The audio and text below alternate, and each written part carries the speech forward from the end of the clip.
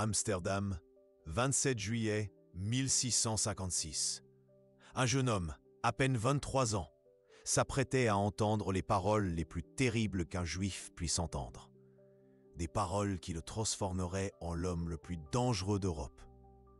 Des paroles qui révéleraient une vérité sur Jésus-Christ que le Vatican n'admettrait jamais.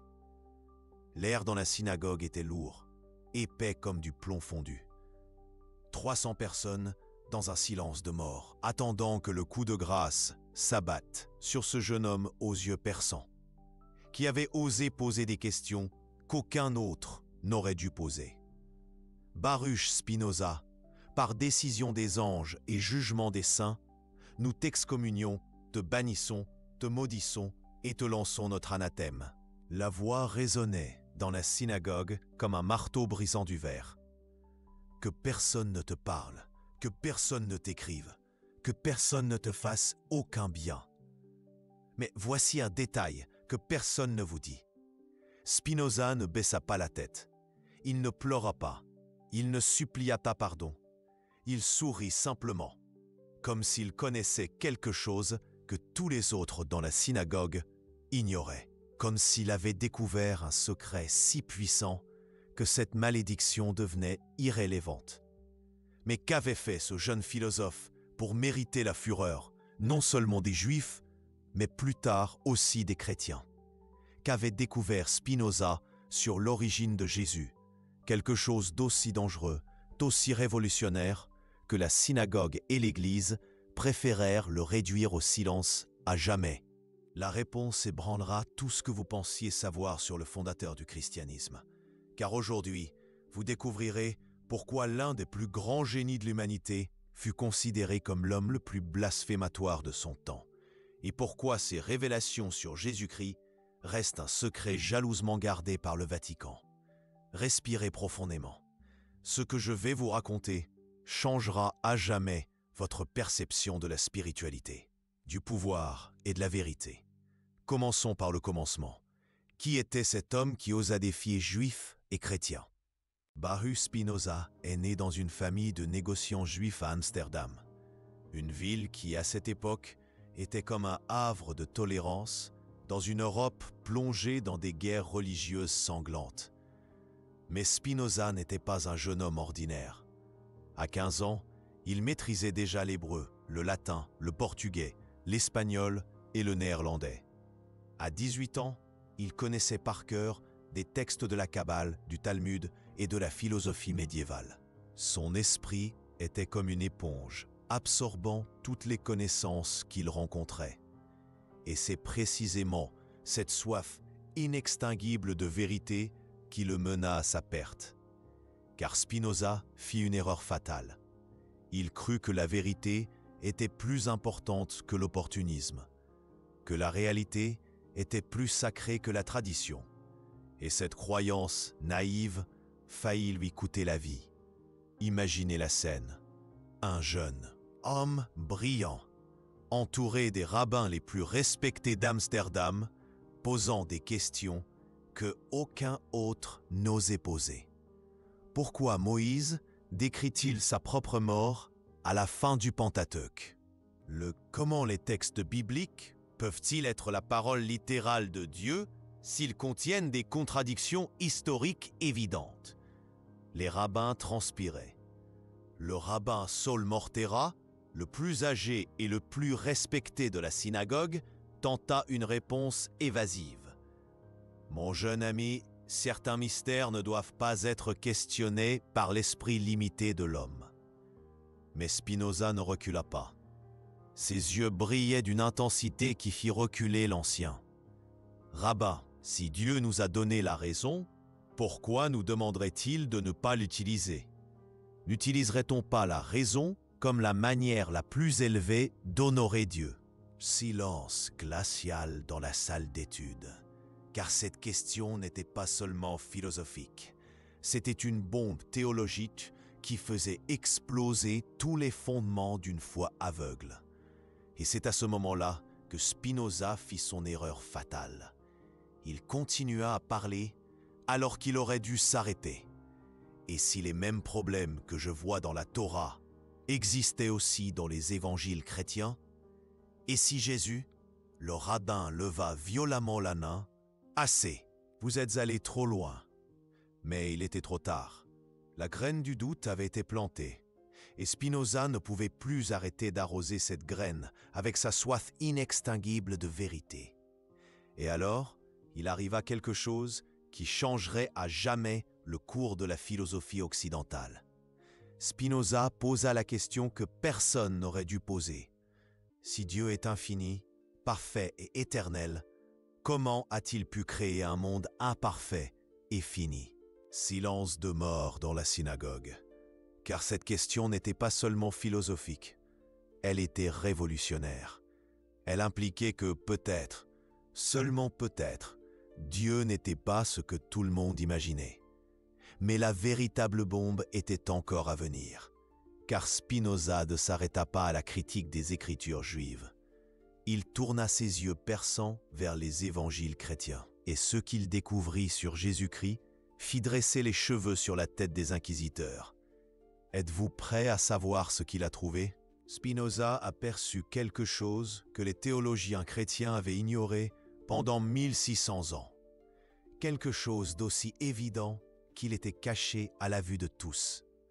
Jésus, dans les évangiles, n'affirme jamais catégoriquement être Dieu au sens traditionnel enseigné par l'Église.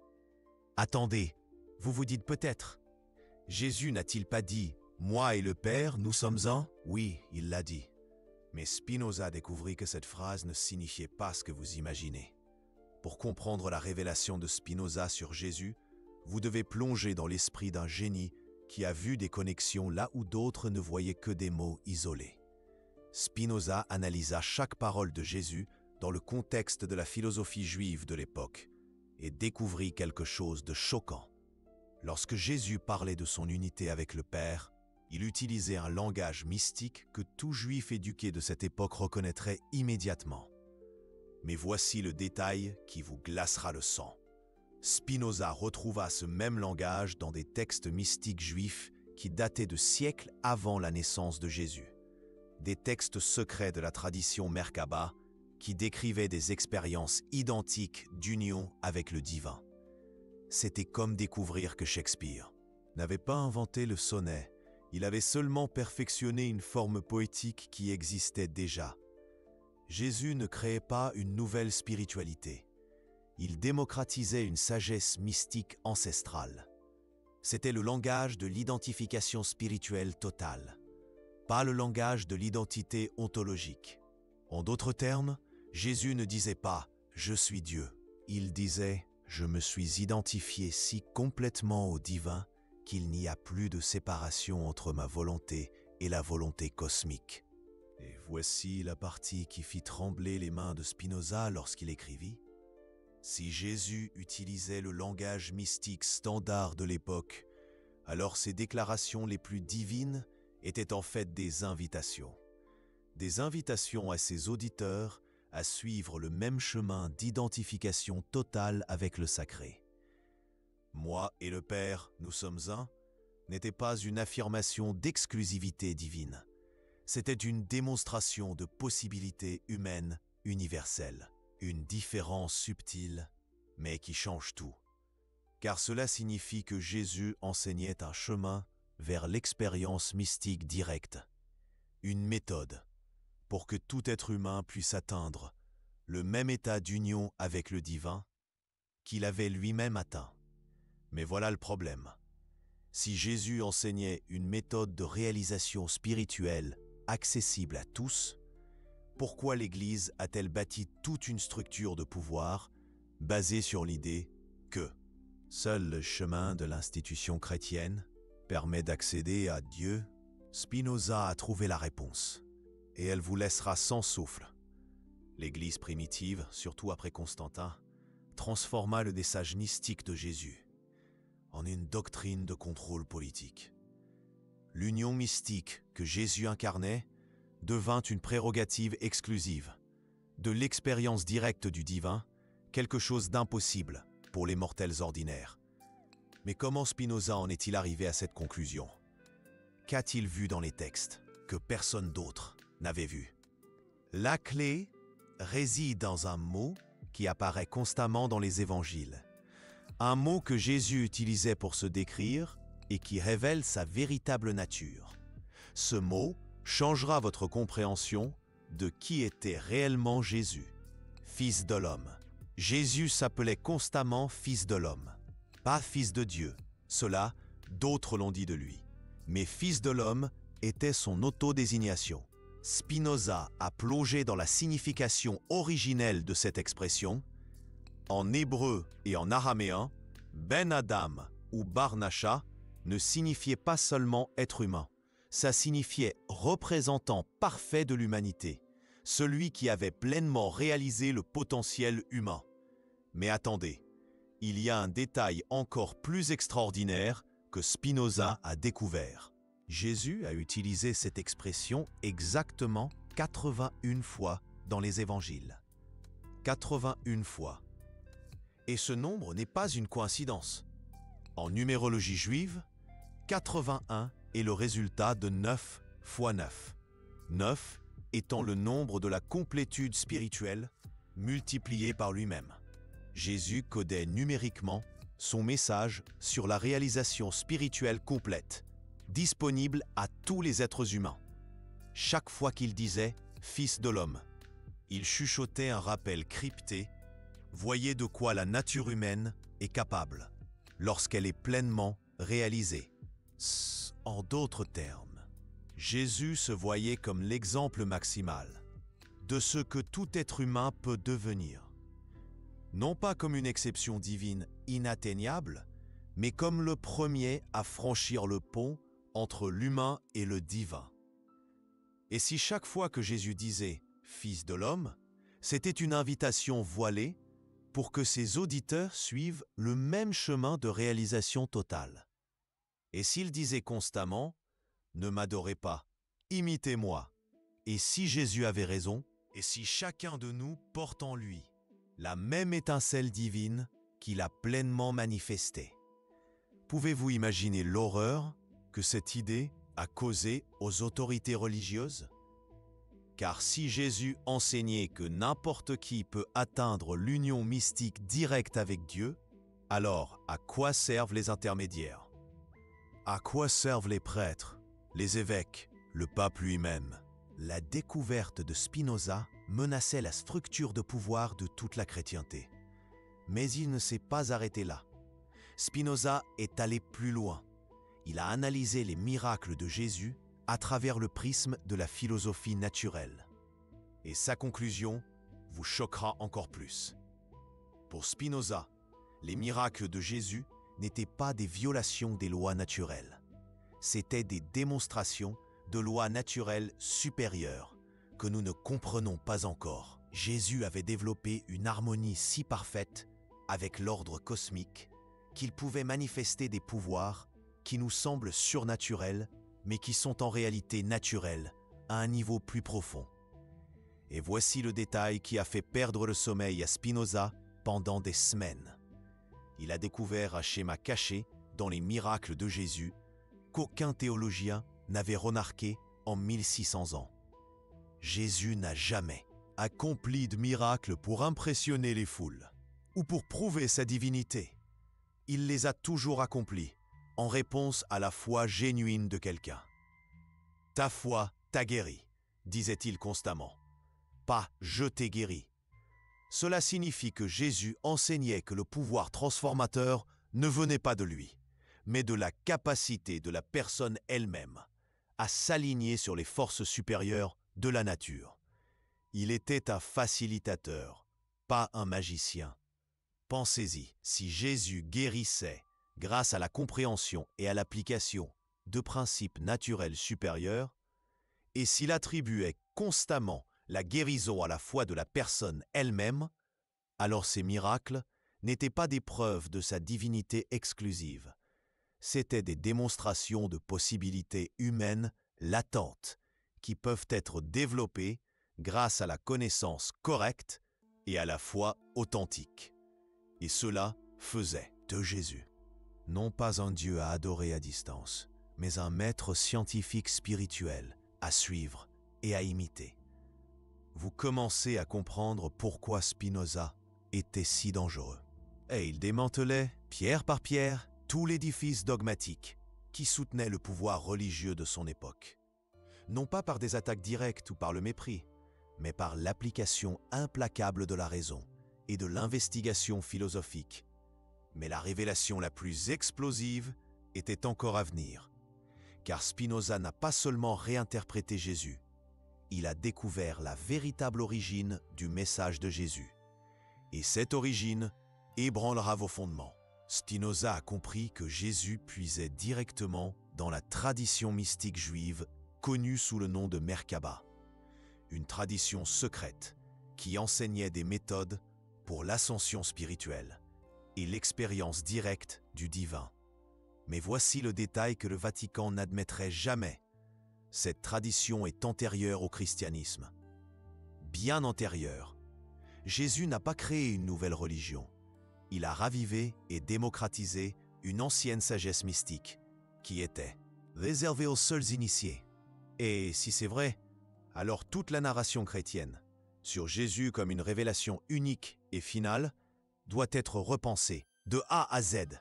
Imaginez l'impact de cette découverte. Jésus cesse d'être le fondateur d'une nouvelle foi pour devenir le réformateur d'une tradition mystique ancestrale. Un homme qui voulait sortir la spiritualité des temples et la placer au cœur de chaque personne. Mais à ce stade, vous vous demandez peut-être, si Spinoza avait toutes ces idées révolutionnaires sur Jésus, pourquoi a-t-il d'abord été excommunié par les Juifs? Pourquoi la fureur de la synagogue est-elle venue avant la fureur de l'Église?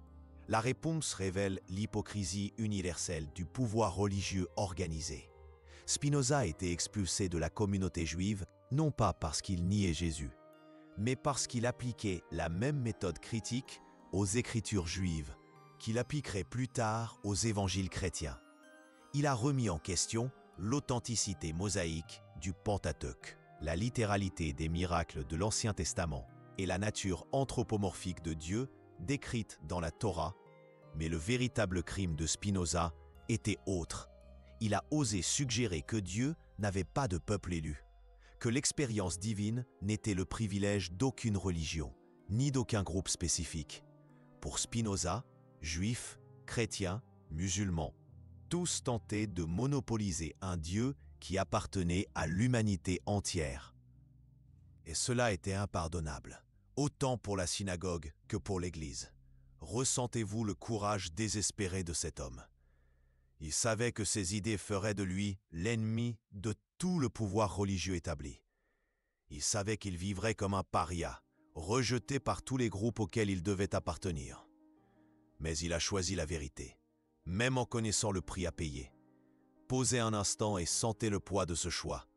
Un jeune homme de 23 ans, seul contre tout l'établissement religieux de son époque, sans soutien institutionnel, sans protection politique, sans garantie que quiconque dans le futur reconnaîtrait son sacrifice. Seulement la conviction inébranlable que la vérité sur Dieu et Jésus était plus importante que sa propre sécurité. Et c'est précisément cette conviction qui l'a conduit à faire sa découverte la plus dangereuse sur Jésus. Une découverte qui, à ce jour, reste enfouie dans les archives secrètes du Vatican. Spinoza a compris que Jésus n'enseignait pas seulement l'union mystique avec Dieu, il enseignait que cette union était l'état naturel de l'être humain, que la séparation entre le Créateur et la créature était une illusion créée par l'ignorance et perpétuée par les institutions religieuses. En d'autres termes, Jésus enseignait qu'il n'existe pas de péché originel. Il n'existe que de l'ignorance originelle. Et la guérison de cette ignorance ne venait pas par des rituels, des sacrements ou des intermédiaires divins. Elle venait par la connaissance directe de la véritable nature de la réalité. Mais s'il n'y a pas de péché originel, alors toute la doctrine chrétienne du salut s'effondre comme un château de cartes. À quoi sert la croix? À quoi sert l'Église? À quoi sert le pardon des péchés s'il n'y a pas de péché à pardonner?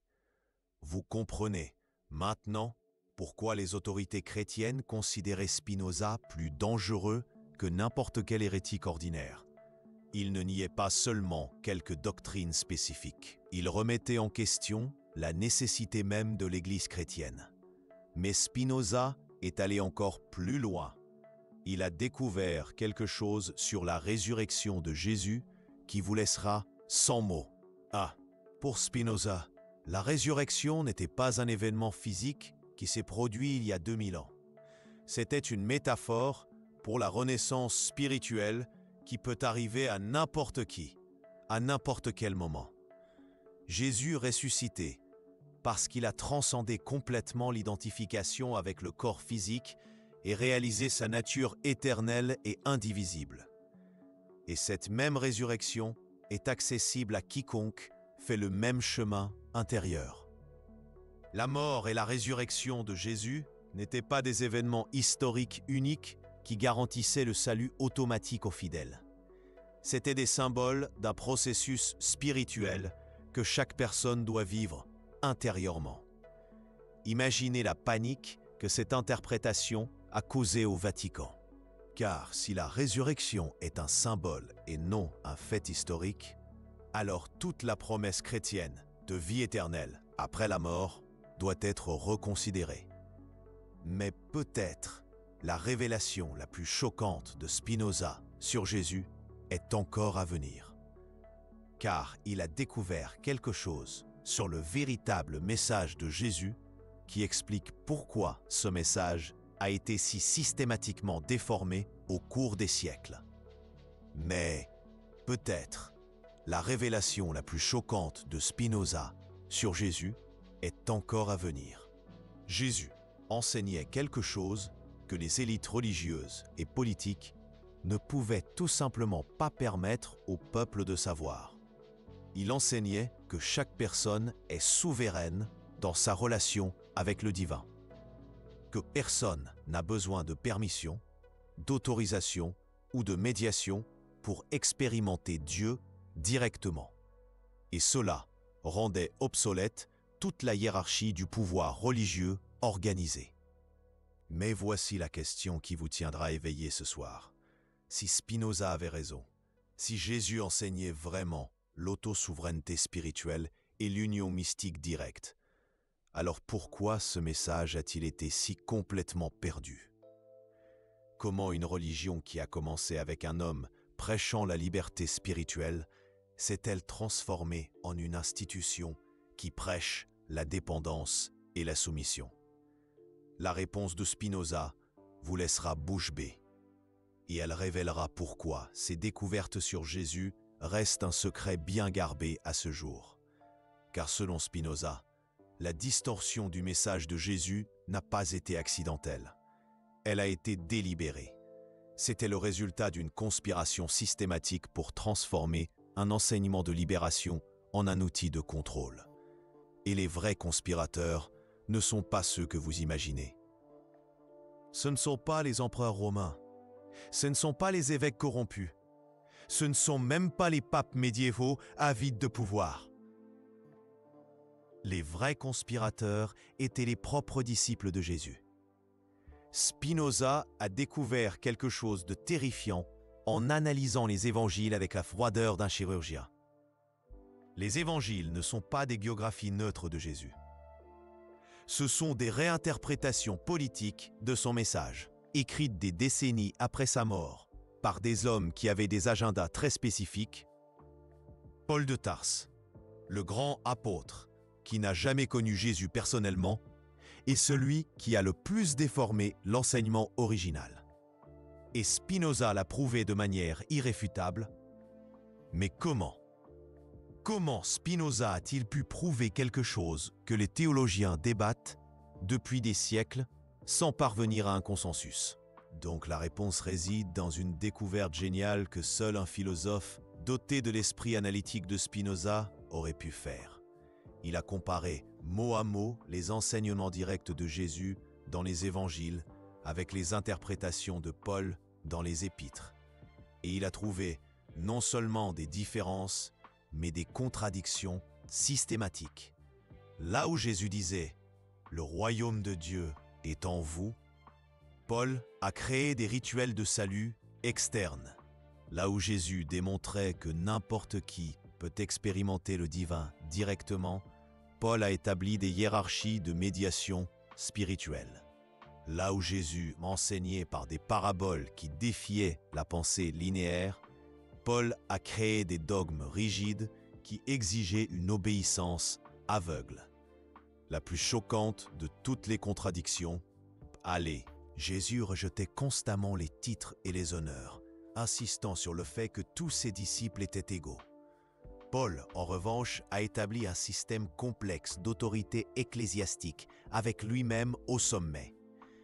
Paul a transformé le message mystique de Jésus en une doctrine de salut institutionnel. Là où Jésus enseignait l'expérience directe, Paul a créé des rituels. Là où Jésus prêchait l'autosouveraineté spirituelle, Paul a établi des hiérarchies ecclésiastiques. Là où Jésus démontrait que tous peuvent être enfants de Dieu, Paul a créé la doctrine du péché originel qui nous maintient éternellement dépendants de l'Église. Oya, et voici le détail le plus perturbant de toute la découverte de Spinoza.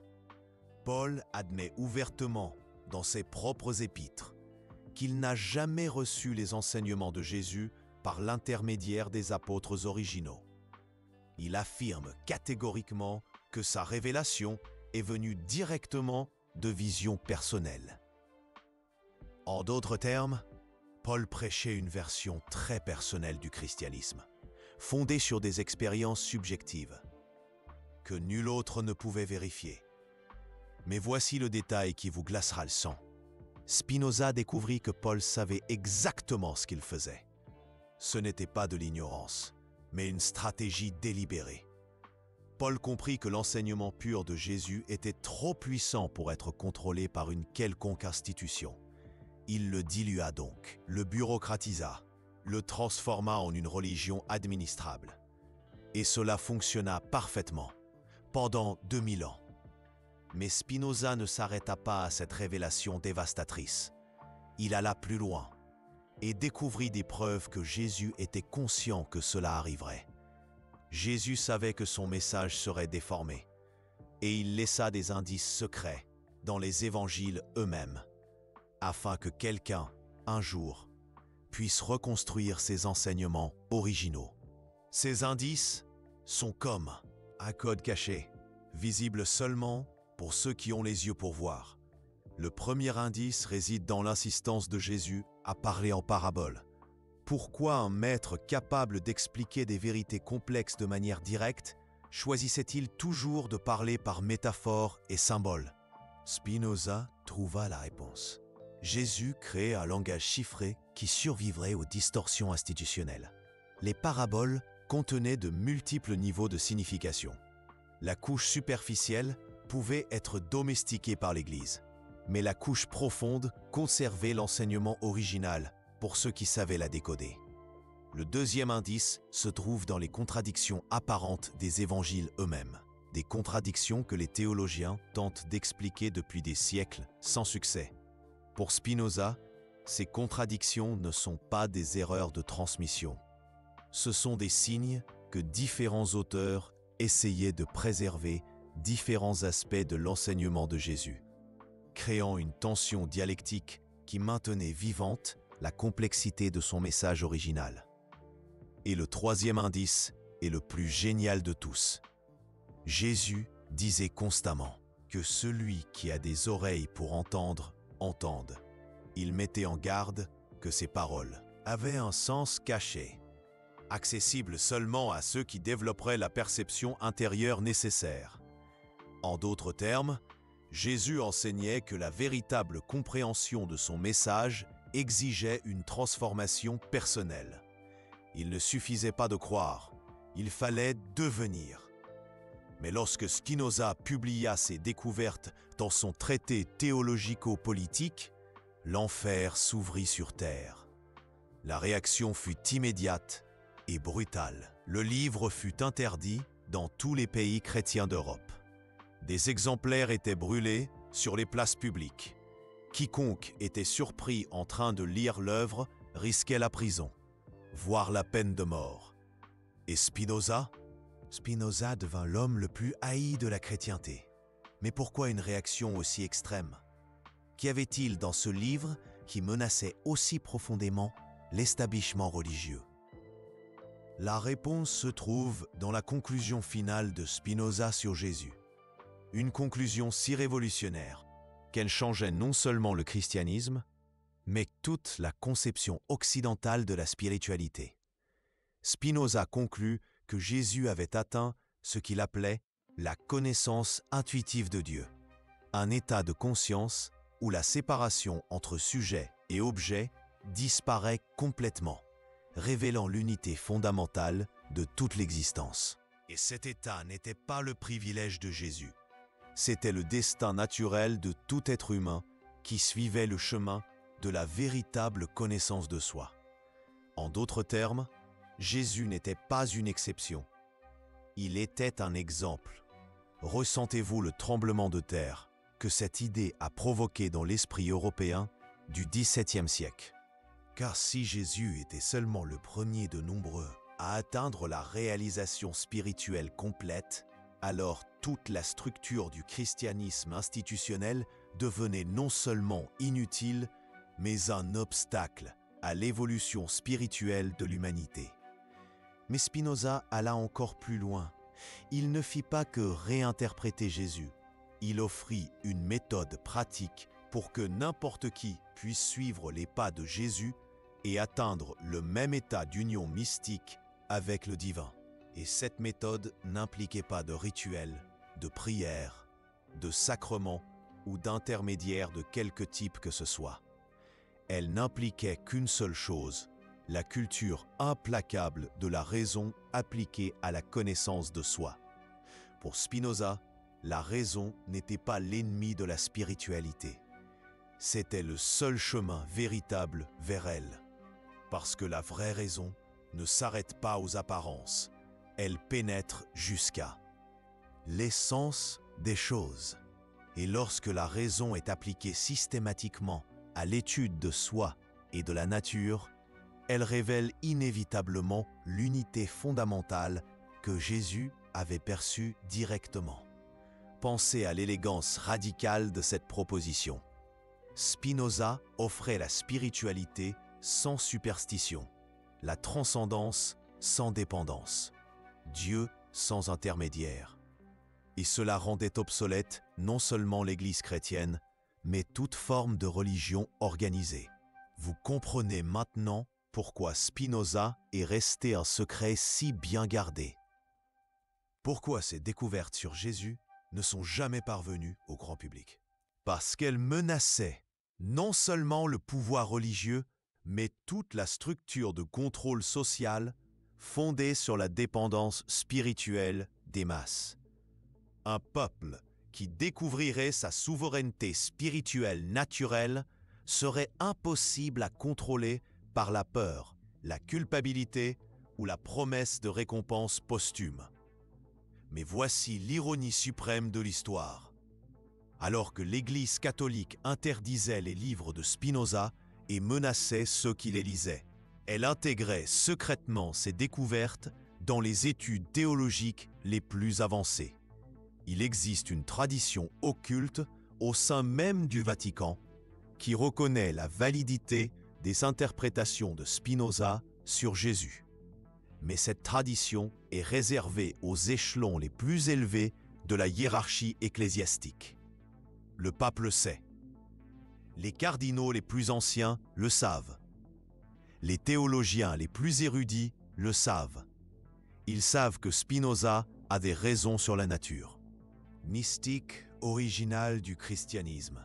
Ils savent que Jésus enseignait l'autoréalisation spirituelle, non la dépendance institutionnelle. Ils savent que l'expérience directe du divin est non seulement possible, mais est le droit naturel de tout être humain. Mais ils savent aussi que révéler cela publiquement signifierait la fin de leur autorité et de leur pertinence. Alors ils gardent le secret et continuent de prêcher une version domestiquée du christianisme qui maintient les fidèles dans une dépendance spirituelle perpétuelle.